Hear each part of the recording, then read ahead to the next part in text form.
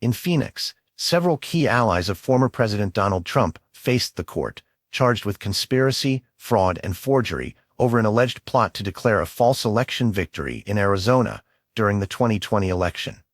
Among those arraigned was Rudy Giuliani, the former New York City mayor and Trump attorney, who pleaded not guilty to 9 federal charges in a virtual appearance. Giuliani was served his summons not long after celebrating his 80th birthday. The charges involve the alleged creation and submission of fraudulent documents indicating that Trump had won Arizona, despite President Joe Biden winning the state by over 10,000 votes. This scheme, if successful, would have undermined the voters' choice. Other notable figures indicted include former Arizona Republican Party Chair Kelly Ward, former White House Chief of Staff Mark Meadows, and several attorneys connected to Trump. Supporters of Giuliani and Trump claim that these charges are politically motivated, aimed at interfering with the upcoming 2024 presidential election. Ted Goodman, a spokesperson for Giuliani, called the charges a cut-and-paste attempt to target Trump and his allies. They argue this is another example of the current administration weaponizing the justice system to maintain power. Background details reveal that presidential electors, who have the constitutional authority to determine election outcomes, typically only meet once results are certified. However, in 2020, GOP electors in several states, including Arizona, gathered to falsely declare Trump as the winner.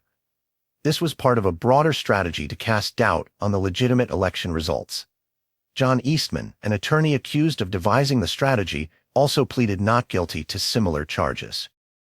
The courtroom scene was quite dramatic, with defendants appearing one by one, some in person and others virtually.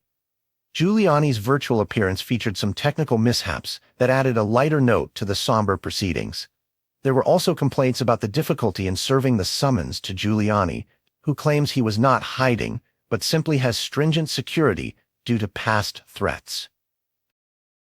Other defendants include local activists and political operatives, like Tyler Bowyer from Turning Point USA, who smiled during his virtual appearance, and Senator Anthony Kern, who proudly referenced his title during his court time.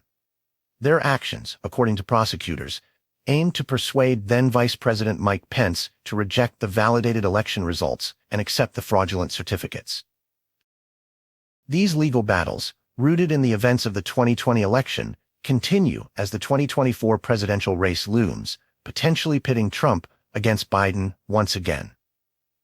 This adds another layer of complexity and political intrigue to an already charged election season.